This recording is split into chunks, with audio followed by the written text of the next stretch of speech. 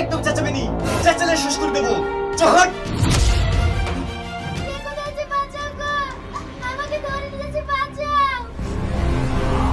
তোকে কে বাঁচাতে আসবে না, আমি বলছি। ছাড়ো বলছি, ছাড়ো।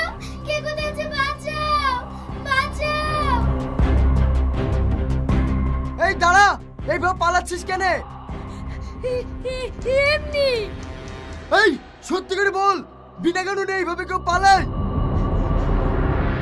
স্যার স্যার, ওখানে একটা মেয়ে মার্ডার হয়ে গেছে, আপনি তাড়াতাড়ি যান। ও এইবার বুঝতে পেরেছি, তার মানে তুই মার্ডার করে পালাচ্ছিস না? এ হাবিলদার, একে অ্যারেস্ট করো। আপনি বিশ্বাস করেন স্যার, আমি মার্ডার করিনি।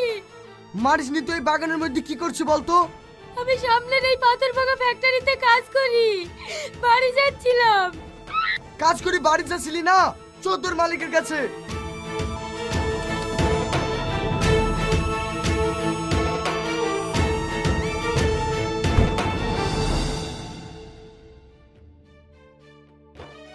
এই ফ্যাক্টরির মালিক কে? আমি স্যার। কিছু বলছেন? এই গাড়ি থেকে বেরিয়ে আয়।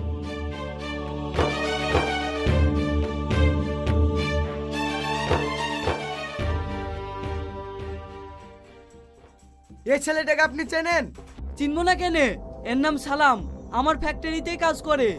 আপনার এই লেবার একটা মেয়ের প্রতি লোভ করি মার্ডার করে পালাচ্ছিল। হ্যাঁ, তোকে আমি এত ভালো ভাবতু, আর তুই একটা মেয়েকে মার্ডার করেছি? আপনি বিশ্বাস করেন মালিক, আমি মার্ডার করিনি। এই সত্যি কথা বল, নাহলে থাপড়ে গাল লাল করে দেবো। মার্ডার করিসনি তো পালাচ্ছিলি কেন? আমি সত্যি কথা বলছি, আমি মার্ডার করিনি। আমার মেয়েদের প্রতি কোনো লোভ নেই। আপনাকে বলছি, ওকে কিন্তু সত্যি কথা বলতে বলুন। আপনার ফ্যাক্টরির পাশে মার্ডার হয়েছে, আমি কিন্তু আপনার পুরো ফ্যাক্টরিকে সিল করে দেবো। ঠিক আছে স্যার, আমি দেখছি। এই তুই সত্যি কথা বল, কেন ওই মেয়েটাকে লোভ করে মার্ডার করলি? আমি বলছি তো এরকম কাজ আমি করতে পারিনি। স্যার, এ সত্যি কথা বলবে না, আপনি একে অ্যারেস্ট করুন। আপনারা কেউ আমার কথা বিশ্বাস করছেন না তো? তাহলে দেখেন। এই তুই ছেলে না মেয়ে? হ্যাঁ আমি মেয়ে। তাহলে আপনারাই বলুন, আমি নিজে একটা মেয়ে হয়ে অন্য একটা মেয়ের প্রতি কিভাবে লোভ হয়? তার মানে তুই লোভী না, তুই হলি চিটিং বাজ। আমার সাথে চিটিং করি আমার ফ্যাক্টরিতে কাজে ঢুকেছি, তোর মতো মেয়ে সব কিছু করতে পারে। বিশ্বাস করেন, আমি চিটিং বাজ না, আমি ইচ্ছা করে জেলে আসিনি। ইচ্ছা করে করনি তো কিসের জন্য করিস? তাহলে শোনেন।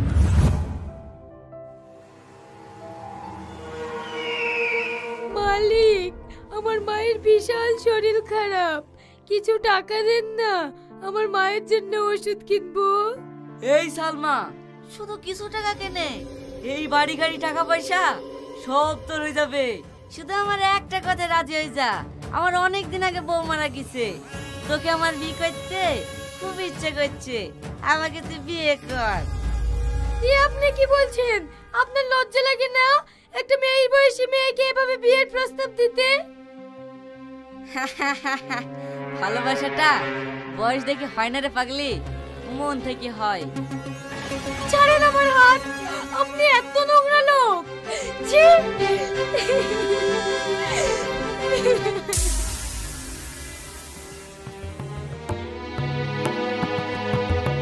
সালমা, এসছি মধু, আমার বুকে খুব যন্ত্রণা করছে, তুই তাড়াতাড়ি ওষুধটা দে আমি খাই।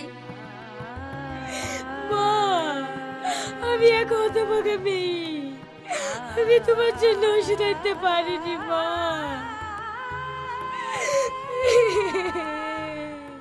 থাক মধু, আমার জন্য আর ওষুধ লাগতে হবে না, তুই আমাদের জন্য অনেক কিছু করেছিস। আমার এই অসুখ আপনি আপনি ভালো হয়ে যাবে। বোন, আমার খুব খিদে লাগিছে, কাল থেকে কিচ্ছু খাইনি, আমি আর থাকতে পারছি তোর খুব খিদে লেগেছে না? তুই দাঁড়া, আমি এক্ষুনি খাবার আর মায়ের লেগে ওষুধ নিয়ে আসছি, তুই ততক্ষণ মাকে দেখ।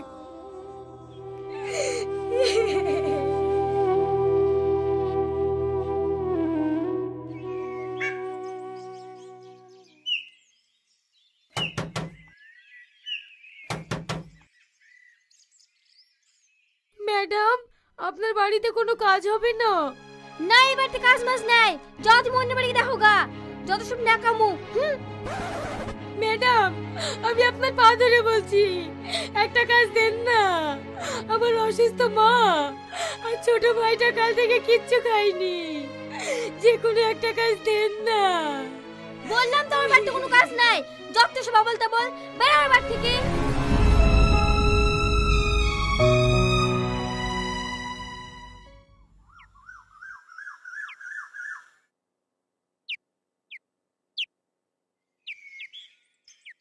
স্যার, আপনার ফ্যাক্টরিতে কোনো কাজ হবে না? এই ফ্যাক্টরিতে ছেলেরা কাজ করতে পারবে, খুব কঠিন কাজ, মেয়েরা পারবে না। না না, আমি সব কাজ করতে পারবো, আপনি দয়া করে আমাকে কাজে নেন না। আমি বললাম তো মেয়েদের কোনো কাজ নাই, আপনি জানতো। হ্যালো, ভালো করে পোষায়নি? ঠিক আছে, আমি ফোন করছি।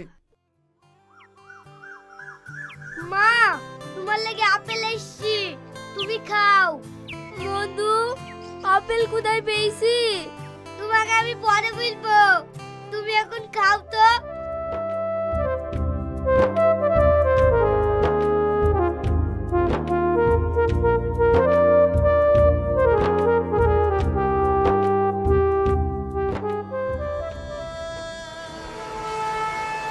এই ভিখারি বাচ্চা, আমার দোকানে আপেল চুরি করি তোর মাকে কয়নি?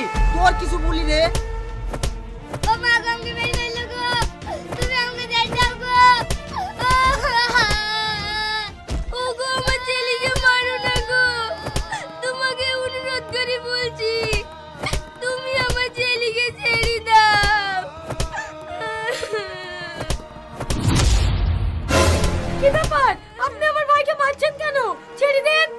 মারবো না, আমার দোকানে আপেল চুরি করে লেসি তোমার মাকে খাওয়াইছে। তোমার মাই বা কেমন, লজ্জা লাগে না তোমার মার? সত্যি আমার লজ্জা নেই, কি দিন জ্বালাই সামনে আমাকে এনে দিয়েছে, আমি খেয়েছি। ভাই, আপনি এখন যান, আপনার আপেলের পয়সা আমি বিকাল বেলায় গিয়ে দিয়ে আসবো।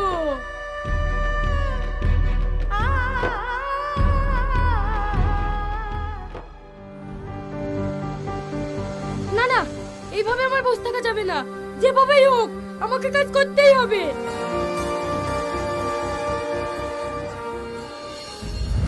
তারপর থেকে এখানে কাজ করি আর মায়ের চিকিৎসা করি। আজ দেখুন, একটা ছেলে রাত 10টা-12টা পর্যন্ত বাইরে থাকলেও কোনো ব্যাপার নেই, কিন্তু একটা মেয়ে সন্ধ্যার পরে বাড়ির বাইরে বেরোলেই বিপদ। আজ মেয়ে হয়ে জন্ম নিয়েছি বলে সমাজের কাছে কোনো মূল্য নেই, তাই না মালিক? আমি শুধুমাত্র ভাইয়ের স্কুল আর মায়ের ওষুধের জন্য আপনার কাছে ছেলে সেজে কাজে এসেছি। এটা যদি আপনার কাছে অন্যায় হয়ে থাকে, তাহলে আপনি আমাকে যে সাজা দেবেন আমি মাথা পেতে নেব। তোমাকে একটা প্রশ্ন করব, তাহলে তুমি দৌড়ে পালাচ্ছিলে কেন? স্যার, যত যাই হোক না কেন, আমি একটি মেয়ে, তাই যখন দেখলাম আরেকটি মেয়েকে জঙ্গলের দিকে টানতে টানতে কিছু ছেলে নিয়ে যাচ্ছিল, তখন ভয়ে আমার বুকটা কেঁপে উঠেছিল, তাই আমি দৌড়ে পালাচ্ছিলাম। এটাই কি আমার অন্যায়? না, তুমি কোনো অন্যায় করনি, তুমি যেটা করেছো ঠিক করেছো। তুমি একটা মেয়ে হয়ে যেভাবে পুরুষের দায়িত্ব পালন করেছো, এটা জানার পরে আমি গর্বিত। তোমার মতো মেয়ে যেন এই বাংলার ঘরে ঘরে জন্ম নেয়, এই সমাজ যেন তোমাদের মতো মেয়েদেরকে সাপোর্ট করে। তুমি আমাকে ক্ষমা করে দিও, না জানি না শুনে অনেক কথা বলেছি। না না, আমি কিছু মনে করিনি। কাল থেকে তুমি মেয়ে সেজে আমার ফ্যাক্টরিতে কাজে আসবা, আমি খুব খুশি হব। ঠিক আছে মালিক।